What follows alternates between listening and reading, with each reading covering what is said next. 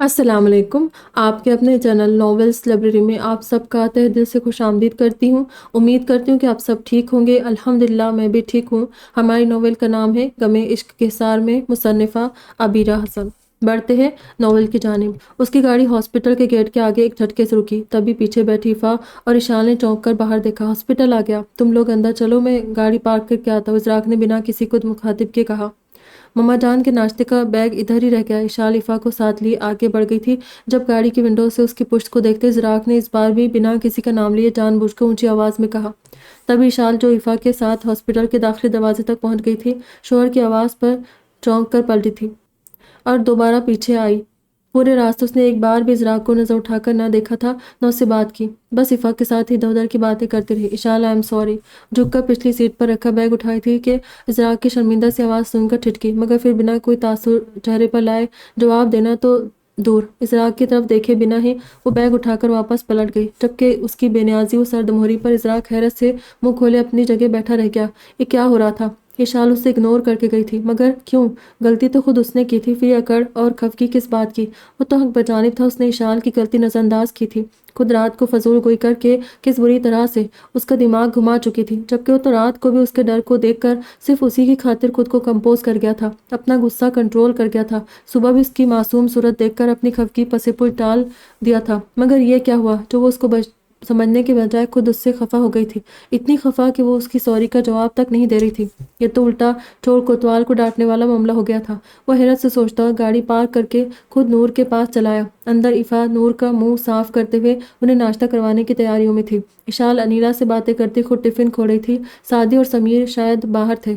ازراق نے اندر آتے ہوئے سب کو سلام کیا اور انیلا سے مل کر ماں کا حال احوال لیتا وہ نور کے پاس ہی ان کے بیڈ کے سرہانے بیٹھ گیا۔ وہ نور سے بے حد محبت کرتا تھا، بلکہ اسے اپنی دونوں ماؤں سے ہی محبت تھی، کیونکہ ان دونوں نے ہی ازراق کو واقعی سر چڑھا رکھا تھا۔ رادیہ کے بعد اسے خاص طور پر کبھی ماں کی کمی محسوس نہیں ہونے دی تھی، تبھی وہ بھی ان دونوں کو رادیہ سے کم عزت و محبت نہیں دیتا تھا۔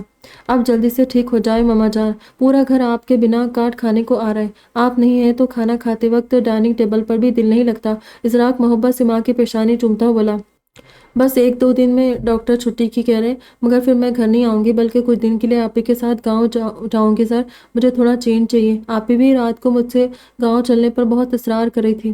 مطلب آپ دونوں میاں بیوی کے ہجر و وصال کے قصوں میں ہم غریب بچے بھی پس رہے ہیں۔ آپ جانتی ہے کہ آپ اپنے ملک صاحب کے ساتھ ہمیں بھی سزا دے رہی ہے مما جان، آپ کے جانے کے بعد پاپا ہی نہیں ہم بھی آپ کو بہت یاد کریں گے۔ ابھی ہی گھر پر آپ کی کمی اتنا کھل رہی ہے اور آپ مزید غائب ہونے کی تیاریوں میں، یہ کیا انصاف ہوا؟ منہ پھلا کر بولا۔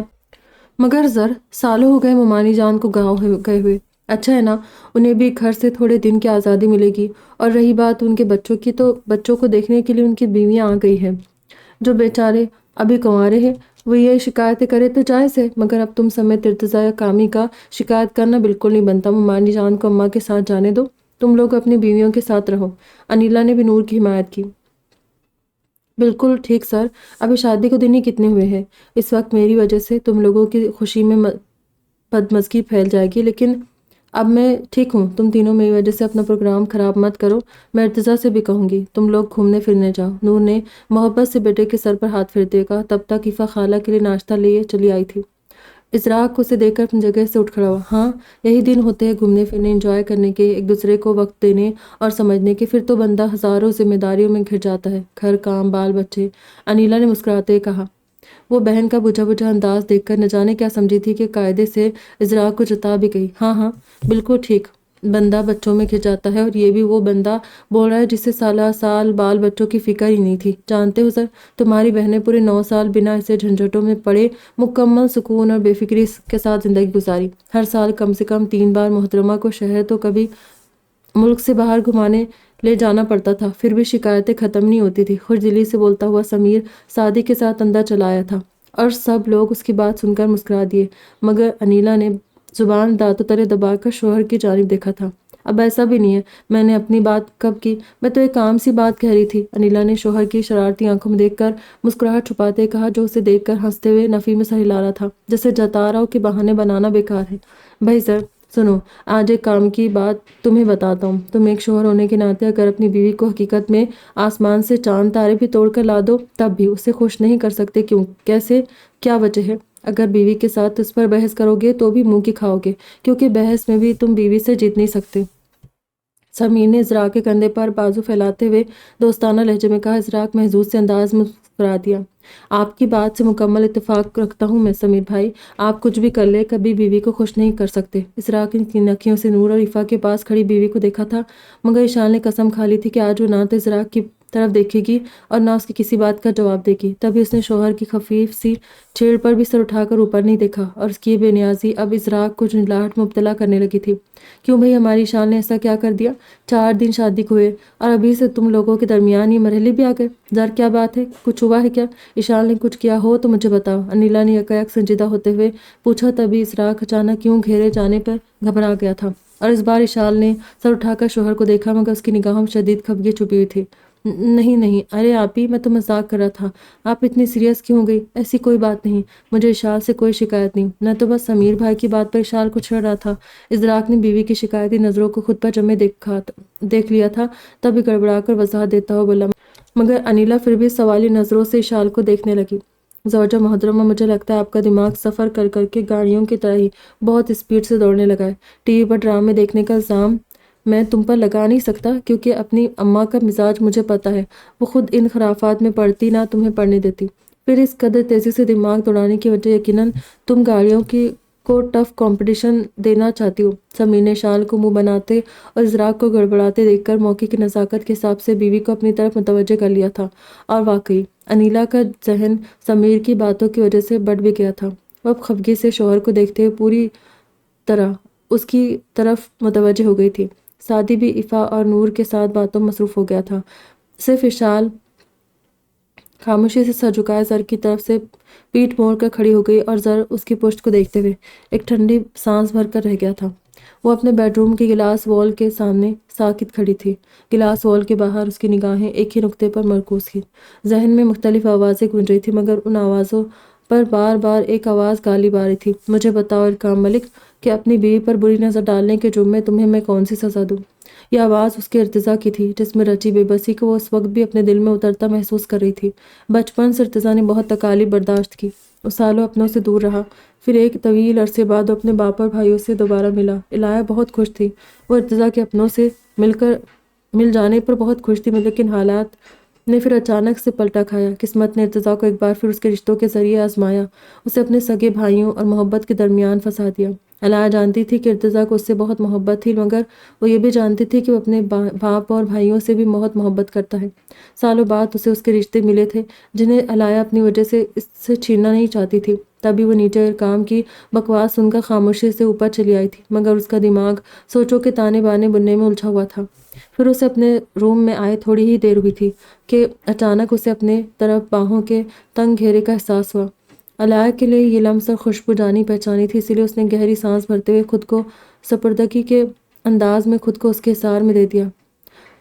کچھ مت کہنا ارتضیٰ، کسی قسم کی صفائی یا وضاحت پیش کرنے کی ضرورت نہیں۔ مجھے پتا ہے تم ایک ساتھ 3 محاذوں پر تنہا اکیلے لڑ رہے ہو، مجھے تمہاری بے بسی اور مجبوری سب دکھائی دے رہی ہے۔ میرے لیے تم نے پہلے ہی بہت کچھ کیا، اب بھی وقت پڑنے پر تم مجھے سب کے سامنے ڈیفینڈ کرتے ہو، میرے لیے اپنوں کے خلاف چلے جاتے ہو، ان سگے رشتوں کے بھی جو تمہیں سالوں بعد دوبارہ ملے، ان کے لیے بھی جنہوں نے تمہاری زندگی کو کنارے لگانے میں اہم کردار ادا کیا۔ تم میرے لیے کسی کی فکر نہیں کرتے، کسی کے لیے نہیں سوچتے۔ اتنی محبت کے باوجود میں تم سے شکایتیں کروں تو اس دنیا میں مجھ سے بڑا کمظرف اور کوئی نہیں ہوگا۔ تم نے کہا تھا نا کہ تمہیں میرے خلاف کسی اور کی رائے سے کوئی لینا دینا نہیں ہے۔ تم مجھے جانتے ہو کہ میں کیسی ہوں، بس میرے لیے یہی کافی ہے، اور اسی مقام پر میرا دل بھی مطمئن ہو جاتا ہے کہ بھلے ہی دنیا میں مجھ پر کتنی انگلیاں اٹھے، مگر میرا شوہر میرے ساتھ ہے، اسے مجھ پر اعتماد ہے، اس سے زیادہ میرے لیے کچھ معنی نہیں رکھتا۔ یہی میری سب سے بڑی جیت ہے۔ تم مجھ سے محبت کرتے ہو ارتضیٰ، میں بھی تمہیں خود سے زیادہ چاہتی ہوں، مگر اب میری چاہت تمہارے ساتھ اور تمہارے بخشے ہوئے اعتماد سے مزید گھری ہوئی ہے۔ تم میری محبت تھے، مگر اب دھیرے دھیرے میرا یقین بنتے جا رہے ہو۔ ارتضیٰ کے سینے پر سر رکھے اس کے سہارے کھڑی الہیہ نے اپنے گرد بندے ارتضیٰ کے سفید ہاتھوں کو تھام کر چومتے ہوئے اپنی آنکھوں سے لگایا، اور ارتضیٰ نے سرعت سے اس کا رخ اپنی طرف کرتے ہوئے بے یقینی سے الہیہ کی آنکھوں میں دیکھا تھا۔ تو سوچ رہا تھا کہ علایا اس وقت بہت غصے میں ہوگی، اسے سامنے دیکھ کر چیخے گی، چلائے گی اور اس کے آگے شدید خفگی کا اظہار بھی کرے گی، مگر وہ تو اکثر مختلف انداز اور روپ میں اس کے سامنے کھڑی تھی، اور پھر اس کی زبان سے نکلے لفظوں نے لمحوں میں ارتضیٰ کو جیسے معتبر کر دیا تھا۔ تبھی ارتضیٰ نے اس کے نرم نازک وجود کو اپنے بازو میں سمیٹ کر سینے سے لگایا۔ I love you Alaya, my love, my sweet heart, Irtaza کی جان بھی تم پر قربان، میں نے خدا اور اس کے رسول کو گواہ مان کر تمہیں اپنا بنایا ہے، اپنی زندگی میں شامل کیا ہے، خود سے وعدہ کیا تھا میں نے کہ تمہارے ساتھ محبت کا رشتہ نہ نبھا سکا تو اعتماد کا رشتہ آخری سانس تک نبھاؤں گا، حالات چاہے جیسے بھی ہو، جو بھی ہو، مرتے دم تک میں تمہارا ساتھ دوں گا، تمہارے ساتھ رہوں گا، تم فکر مت کرنا، خود کو کبھی اکیلا مت سمجھنا، جو ہاتھ تمہاری طرف بری نیت سے اٹھا اس ہاتھ کو توڑ دوں گا، جو نگاہ تمہیں غلط انداز میں دیکھے گی اس آنکھ کو پھوڑ دوں گا، پھر وہ ہاتھ یا نگاہ میری اپنوں کی ہی کیوں نہ ہو۔ ارتضیٰ نے علایا کے چہرے کے گرد دونوں ہاتھ جماتے ہوئے جھک کر محبت سے اس کی پیشانی چوم لی تھی۔ یہ ان دونوں کے ایک دوسرے کے ساتھ وہ سال پرانی محبت تھی جس پر گزرتے وقت وہ حالات کے ساتھ ناراضگی، خفگی، لاپرواہی یا بے نیازی کے عارضی رنگ تو چڑھ سکتے تھے، مگر یہ عارضی رنگ ان کی محبت میں مدکم نہیں ہو سکتے تھے اور نہ اس غم کو کم یا ختم کر سکتے تھے۔ دونوں ایک دوسرے کے لیے بنے تھے، ایک دوسرے کے تھے، تبھی تو لمبے خاردار اندھیرے راستوں کا راہی ارتضیٰ ملک بھی علایا کے نصیب سے صرف اس کے لیے اور اسی کی خاطر دوبارہ روشنیوں کی طرف واپس پلٹ آیا تھا۔ خود بچپن سے علایا کی طرف بڑھنے والے ہاتھوں کی تعداد انگنت تھی، مگر اس کے دل کی مسند پر ارتضیٰ کے سوا کو بھی کوئی براجمان نہیں ہو سکا تھا۔ ارتضیٰ ملک کے نصیب میں لکھی جا چکی تھی، اسی لیے اس کا دل و ذہن کبھی ارتضیٰ کے سوا کسی اور کی طرف مائل نہیں ہوا تھا۔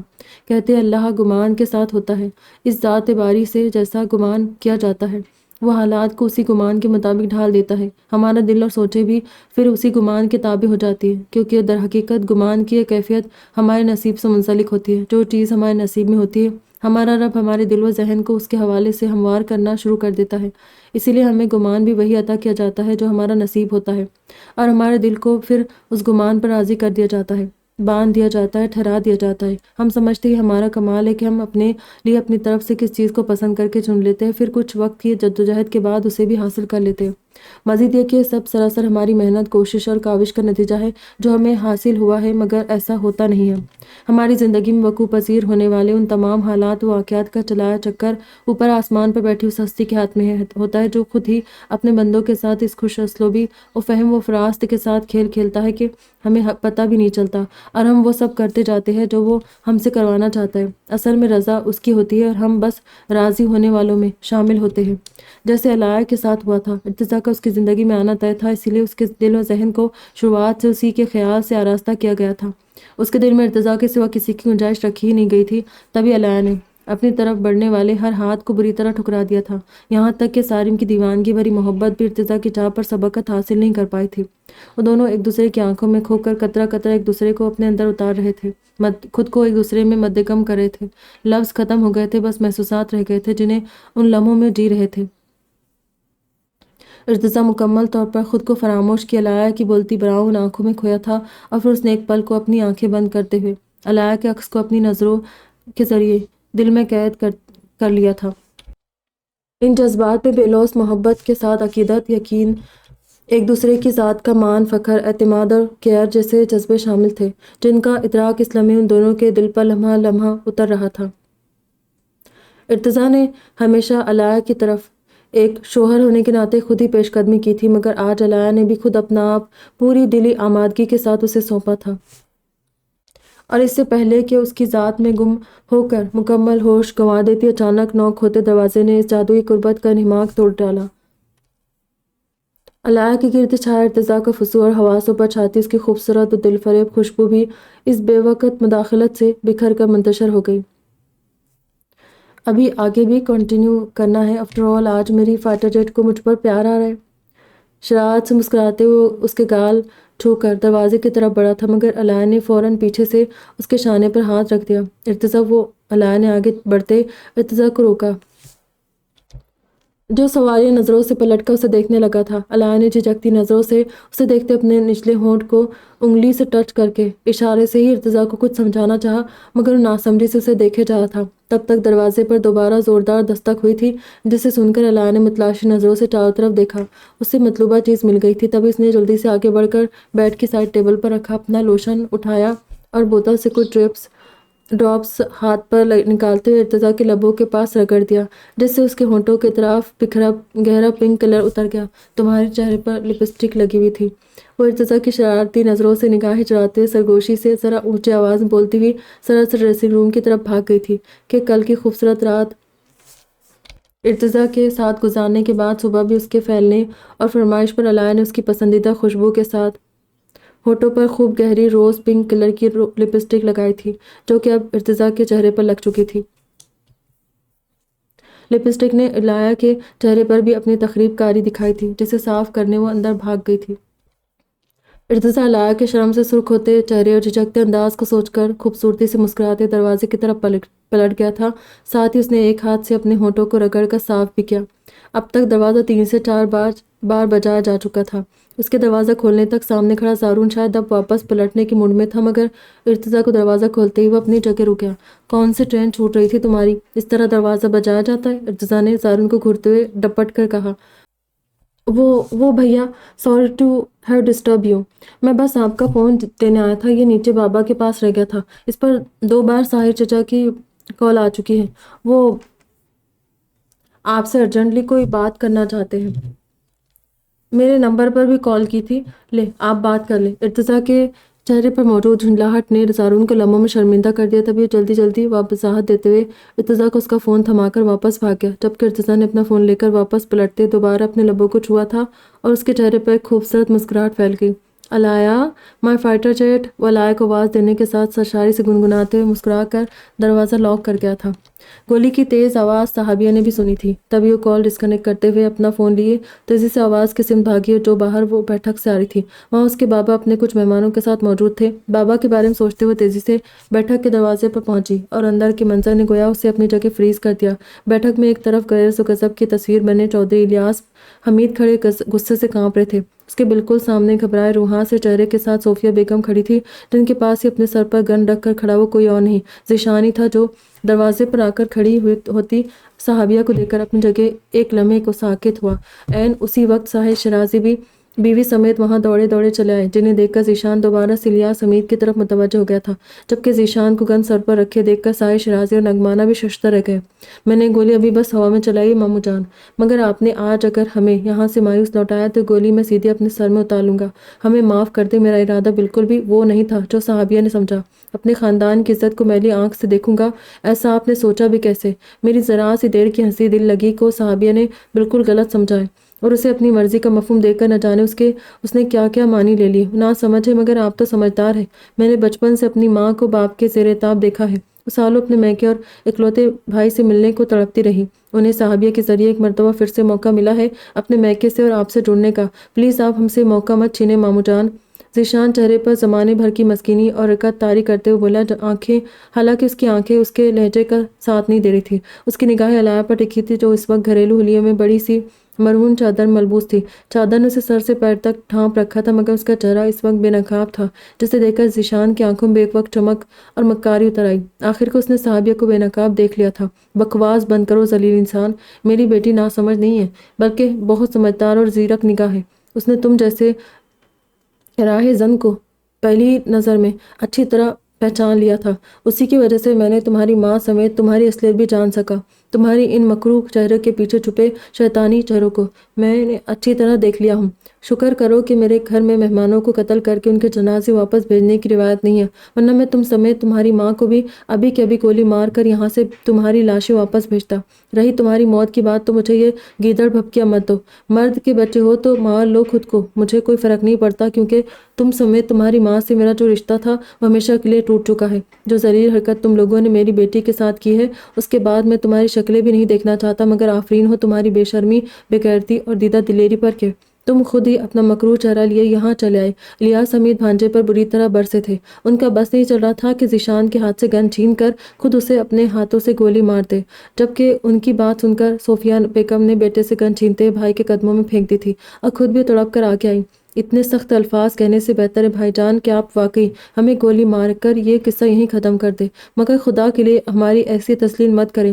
آپ اپنی بہن سے قطع تعلق کی بات کریں جو سالوں سے اپنے میکے سے دور رہی، صرف آپ کی وجہ سے اتنے سال صبر کرتی رہی، بس آپ کی وجہ سے، اور اب آپ ہی اتنے بے رحم بن رہے۔ آپ نے اس سے پہلے بھی کبھی ایک مرتبہ بھی میرے بارے میں نہیں سوچا، ساری زندگی بس اپنی بیوی بچوں کے لیے جیتے رہے۔ میں سالہ سال اپنے میکے سے دور رہی ہوں، پہلے شوہر کے ستم سے آپ کی بے نیازی بھی دیکھی، مگر کبھی اف نہیں کی، لیکن اب زندگی نے مجھے جب ایک موقع دیا ہے اپنے میکے اور بھائی کے خاندان کے ساتھ جڑنے کا، تو آپ اتنی سخت دلی دکھا رہے۔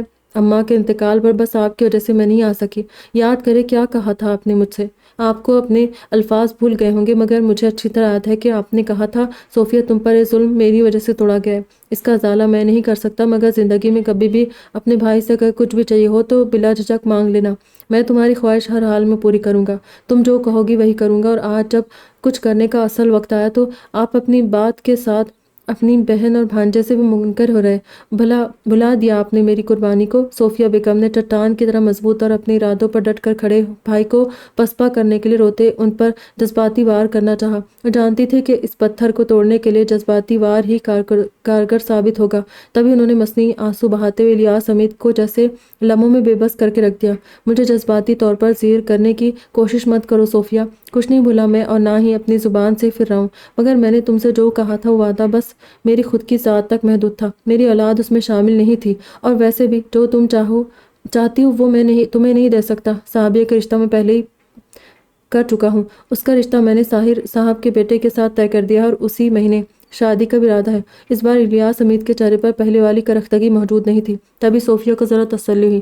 سارم کی زبانی اس کے اور صحابیہ کے رشتے کے بارے میں جان چکی تھی، مگر سارم کے اس قدر ٹارچر کرنے والے کے باوجود وہ یہاں اپنی جان ہتھیلی پر رکھ کر ذیشان کے لیے صحابیہ کا ہاتھ مانگنے چلی آئی، کیونکہ صحابیہ ان کی بھتیجی نہیں، ان کے بھائی کے پاس موجود خزانوں کی ایسی چابی تھی جسے حاصل کر کے اپنے چھوٹے بیٹے کے ڈوبتے بزنس اور نوکری سے برطرف کر دیے گئے ذیشان کی زندگی کو بھی پا لگا سکتی تھی۔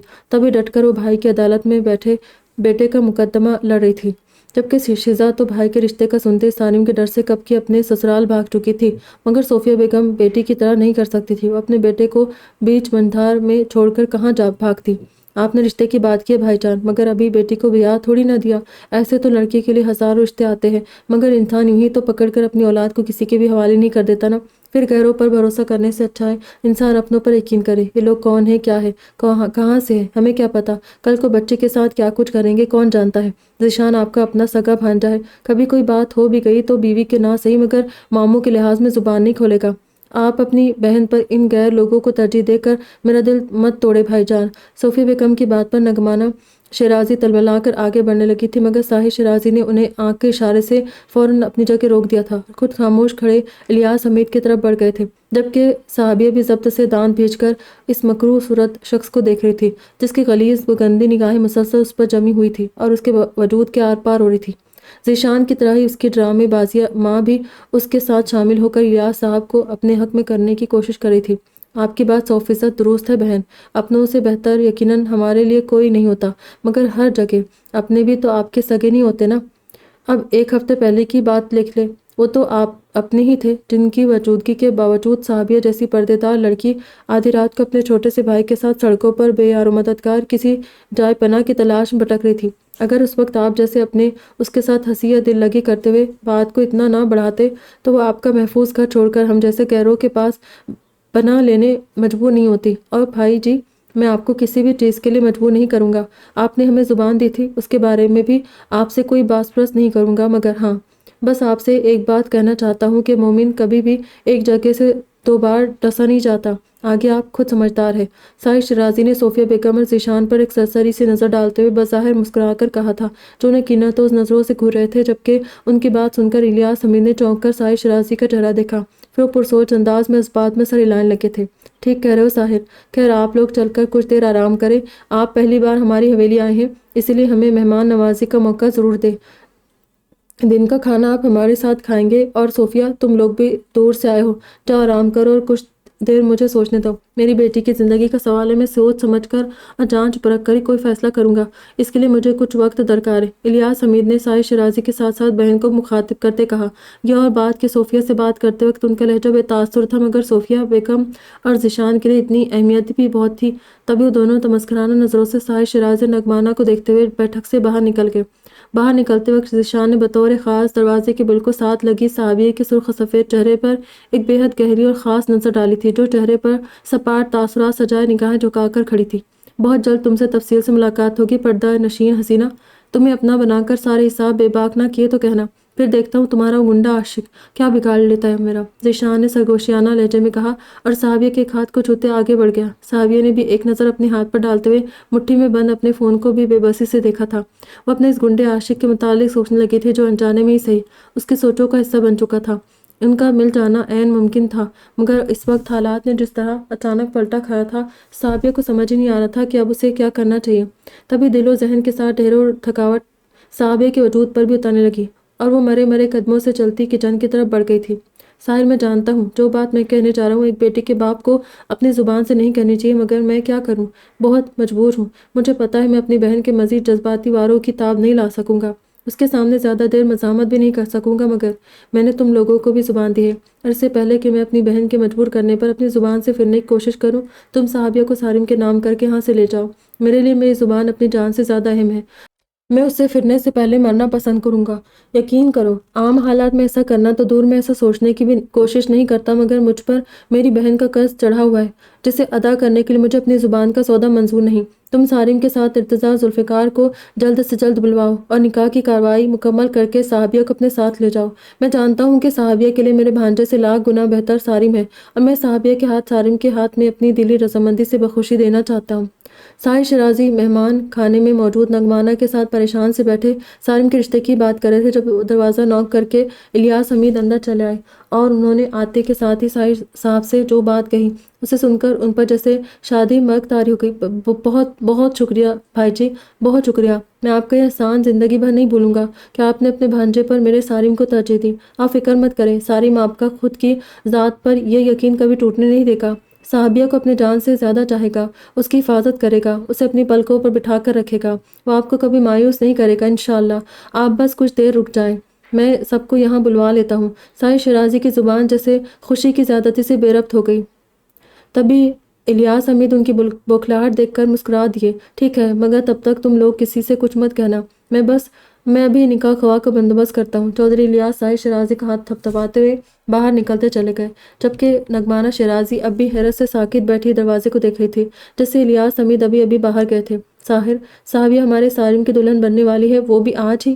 انہوں نے بے یقینی سے شوہر کو دیکھتے پوچھا اور اپنے فون پر سارم کا نمبر ڈائل کرتے ساحر صاحب نے مسکرا کر خوش دلی سے اس بات میں سر ہلایا۔ بالکل، تمہارا سمی آج دولہا بننے والا ہے، اب نکاح ہوتے ہی اپنے تمام ارمان پورے کرنا بیگم۔